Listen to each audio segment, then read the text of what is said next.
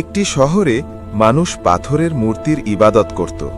সেই শহরেই ছিল এক সাহসী যুবক, ইব্রাহিম আলাইহিসসালাম। তিনি ভাবতেন, যে মূর্তি নিজেরই উপকার করতে পারে না, সে কিভাবে মানুষের উপকার করবে।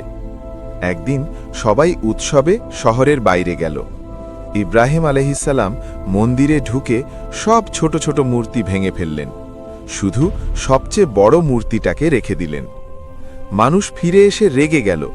তারা জিজ্ঞেস করল, আমাদের মূর্তিগুলো কে ভেঙেছে?